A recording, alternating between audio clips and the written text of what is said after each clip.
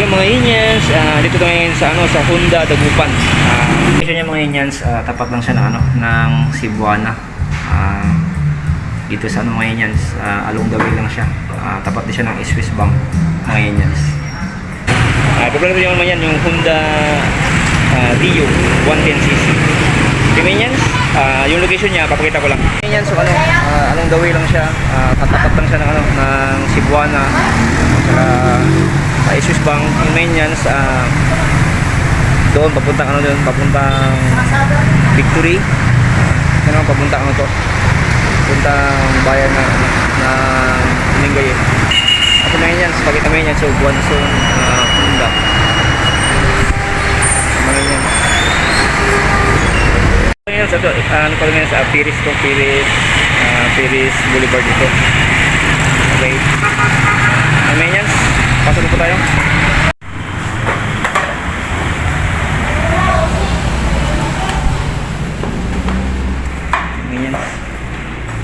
Shoutout pala kay Sir Carlo. Kaway ka, sir. Sir, teka dito. Siya yung nag-assist atin dito, si Sir Carlo. Ito yung mga Inyans, yung Honda Dio 110cc. Mga Inyans, remind ko lang, wala pa lang siyang side stand ito. Center stand lang siya. Yung Inyans, yung papakita ko lang yung design niya, yung Honda Dio 110cc. Ito yung niya, yung harap niya, mga Inyans. Tapos combi brake siya, combi brake. Kumbaga yung dito niya is naka-drum brake pa siya. Hindi siya disc brake, hindi siya naka-disc brake. Yan mga Inyans. Tapos yung niya, yung dito yung may malawak siya. Yan. Sandangkal. Tapos ito yung speedometer niya, high low.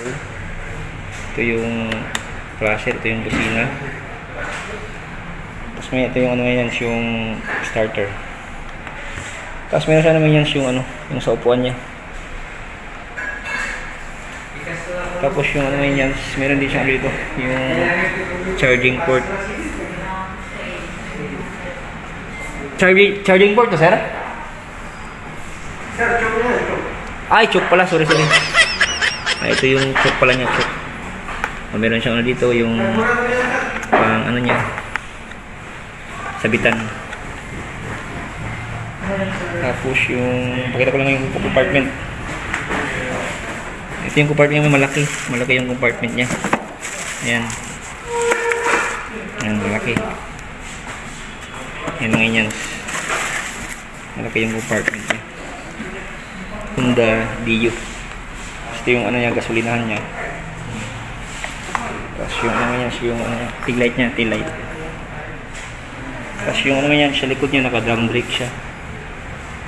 Drum brake. Tapos yung sukat ng gulong niya is 90/100. 10 yung niya, mags niya. Sa kabila naman, sukat ng gulong niya is 90/100, 10 din yung mag siya.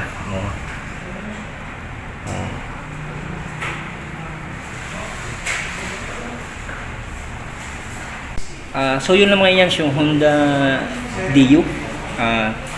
Yung price niya pa mga Inyans, yung SRP niya is 57,900. Kami yan, sabihin ko lang, wala siyang side stand, yung Honda Dio 110cc. Okay man yan, shoutout lang kay Sir Mark na pinayagan tayo mag-vlog dito sa Honda Dagupan, dito sa along the way lang ng Piris Boulevard. At saka kay Sir Carlo na siya nag-assist din dito. Okay man yan, DCB TV, salamat sa panonood. God bless you everyone. More power. And sana sa mabuting kalagayan, and bye bye.